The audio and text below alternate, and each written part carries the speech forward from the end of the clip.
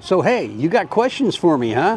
Well, I've got some answers. I took these questions from down in the comments, and I want to answer them on this video. So hey, let's do this. And with these answers, I want to give you some ideas, my thoughts. Remember, they're only my thoughts, my ideas, and my observations. So let's get started. Alrighty. The first question that a few people have asked is, and I'm not going to get into detail on medical and insurance or anything like that, but how much money should you have saved away in a special account or whatever, like I do, for medical emergencies? You know, if you opt into not having health insurance here. Well, that's an interesting question, because it's also like, well, how much is it going to cost for me to rent an apartment here in Cambodia?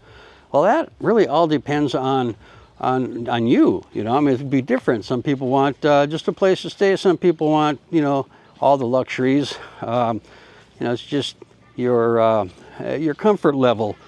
So, I mean, if you have a lot of health issues, you might want to have more, you know, stashed away. And if you just want to take care of, you know, the minor things or whatever, I tried to find out how much it costs to actually get a medical flight from Siem Reap, where I live, to Bangkok, which Bangkok has really good health facilities, and I couldn't find nothing. You had to fill out forms and doctors and, you know, all kinds of information. So all I know is it costs a lot. The next question, a few people have asked me about, can you buy a house or purchase land here in Cambodia?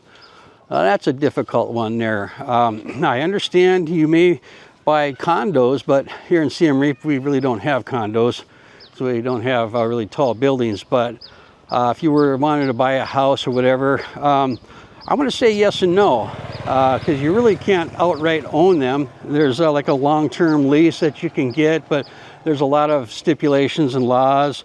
Or you can have a land holding company, and 51% of that has to be owned by Cambodians. So my answer to that question is maybe, but it'd be one of those that you are definitely going to have to get a lawyer to sort out all the stuff, and it's just going to be, you know, not only are you going to pay for the property, you're also going to pay for, you know, the lawyer, all the legal forms, and big pain in the butt if you ask me. But if you're really interested in you know, buying a place, there are ways, like a 15-year lease up to a 50-year lease.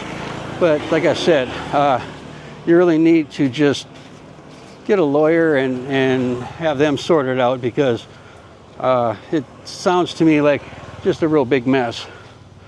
So that is my answer to that one. What if you want to buy a motorbike? Well, that's real easy, but it's different. And let me tell you my little story about that. First of all, I would like to say you can go on a website called Cambodia 24, and then just punch in what city you're in and what kind of motorbike you're looking for, and they'll show you all what's available people are selling. But my experience is, when I went and bought it, I went on Cambodia 24 and saw a bike that I thought was good and I wanted to take a look at. And the guy, he brought it over to my house, or my apartment I was staying at, actually next door where my friends owned a store. And I looked at it, took it a ride around and this and that, and had my friend take a look at it. Hello. And yeah, he said everything's okay. He checked all the numbers on the registration card, and you know, with the engine number and all that kind of stuff. So, you know, everything was on the up and up. So the guy came, pulled out a sheet of paper with information on it and filled it all out, like my name, address, my passport number, and, you know, things like that. And then we just signed it and put our thumbprint on it, and he gave me a copy of that, and he gave the registration. Now here's where it gets a little bit funny. I had paid no taxes or anything, but here's where it gets funny. The registration card was in somebody else's name, and I said, well, how do I get this changed? And my friend, that real good friend of mine, he rents motorbikes too. He says, oh, you don't have to. You just keep it. It's as long as you have that card, you're good. You know. I said, well, isn't it supposed to have my name on it? It's a lot different than, you know, like in the United States, where registration, got to be in your name. So we talked about that a lot. And he says there is a way of doing it.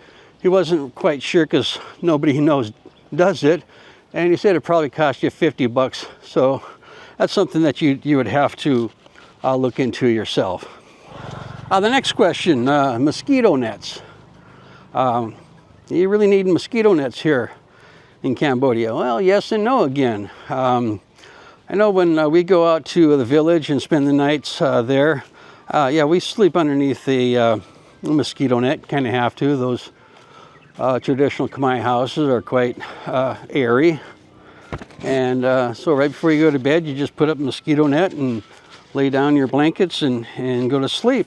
Now here in town, it's not as bad, and we don't use one at our house. We just use a bug zapper, you know, the mosquito coils to keep them away. And we get bit every once in a while, but I'm going to tell you something about mosquitoes here.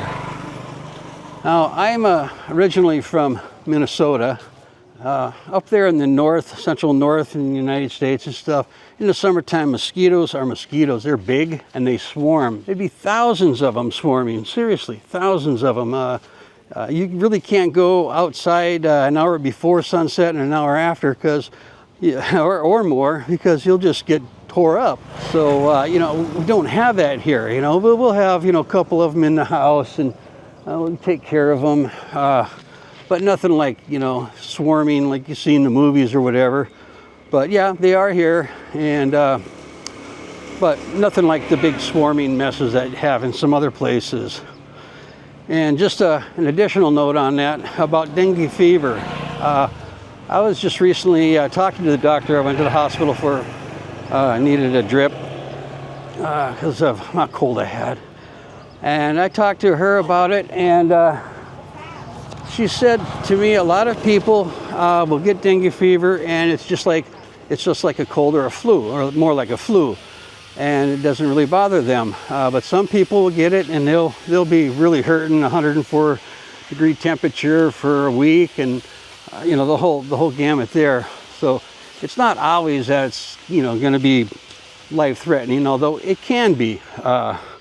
So, you know, who knows? I've had 5 colds in the last 6-7 months. Why, I don't know.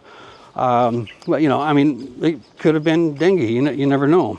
Another question is, people ask me, do you feel funny about filming, like out in the villages, or filming people saying hi, whatever, here in Cambodia?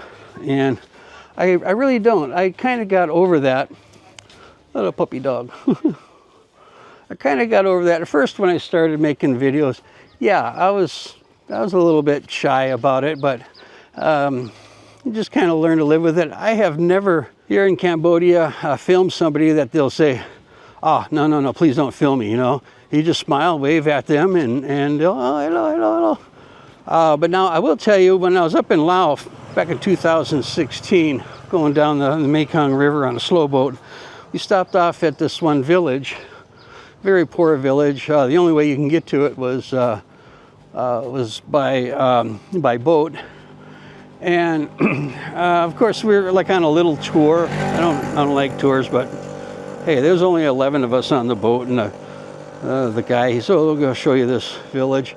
And I did feel a little bit funny going around that village, but that was when I first started making videos. But it was a little bit difficult. And I watched that video every once in a while. I'm going, yeah, I could see why it was, but nobody really cares. They'll just smile like these people on the bikes. Hello. Hello. Hi. They just smile, wave at you, say hi back. It's no problem. I mean, and of course, if somebody asks, no, of course I want to stop. And to add on to that, very, very rarely in the temples will I film people praying, unless it's like a mass pray, you know, for a holiday or whatever, and there's hundreds of people in there. Yeah, but if it's just like a single person or a family or whatever, I don't. Now, out in public, if somebody is praying, I'll put that up, I think. I'll always ask them before I can. They were given their little candle boat a blessing, and I asked the lady first, and she said, yeah, no problem. Now, another question is, how do you find out about upcoming events and news and things like that that you want to know? Like, let's say you're wondering if there's going to be a concert Saturday night. You look on, Facebook, like some of the places like expat and locals living in Siem Reap. There's a few of them that you can look at wherever you're at here in Cambodia. But a lot of the times things are not on there, or they're just saying, oh, this festival's coming up and there's going to be all kinds of things going down on the river. It's not too specific. For instance, I've been trying to get someplace where they have the Apsara dancers dancing and to film them, because I think it looks really nice, very cultural. And I know they're going to be there on the river during Khmer New Year, but when? I mean, that's 3 or 4 days of when, where, which little stage. You really don't know. And when I do find out about things, hello. Hi. Hello. Hello. When I do find out about things, it's usually through locals. They know for some reason, but us expats don't. It's just handed down from word of mouth. And luckily, of course, I'm living with a Khmer woman now. And she'll say, oh yeah, my sister told me that there's going to be this happening at this time. That's the only way I know, of what the heck's really going on. Well, I hope that helps and answers some of your questions. And of course, as always, if you're still here, you're my #1 fan, and I'll see you on the next one. Bye.